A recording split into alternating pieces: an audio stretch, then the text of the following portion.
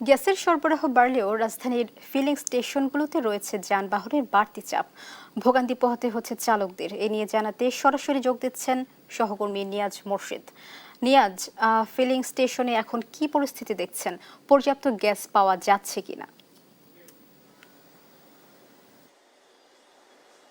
আমি গ্যাস পাওয়া গেলেও তবে এখন পর্যন্ত আপনার যে চালকদের যে আসলে ভোগান্তি এবং যে এক ধরনের দীর্ঘ সারি সেটি কিন্তু আমরা এখনও কিন্তু প্রতিটা সিএনজি স্টেশনে আমরা দেখতে পাচ্ছি এবং গতকাল রাতেও আমরা দেখেছি বেশ লম্বা সিরিয়াল এবং সকালে এসে একইভাবে দেখছি আর কি, তার কোনো পরিবর্তন আমরা দেখছি না।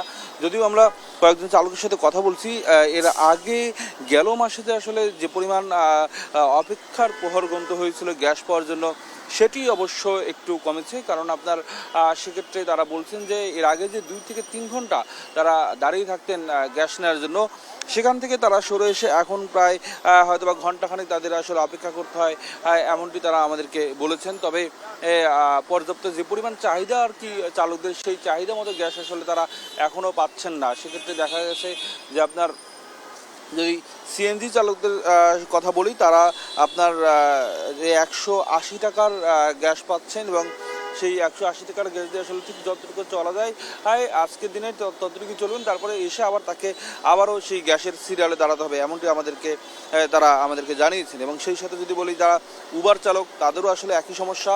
তারা প্রায় সময় আসলে আপনার উবারের যে সব কল আসছে গ্রাহকদের কাছ থেকে, সেই কলগুলো তারা কেটে দিচ্ছেন এবং সেই সাথে আপনার যদি বলি একটু যে আপনার উবারের যে চালক রয়েছেন তারা আসলে কল কেটে দিচ্ছেন এবং তারা আসলে পর্যাপ্ত পরিমাণ যে উপার্জন সেটি আসলে তারা করতে পারছেন না, এমনটি তারা অভিযোগ করেছেন আমাদেরকে। এই ছিল আমার কাছে সর্বশেষ তথ্য।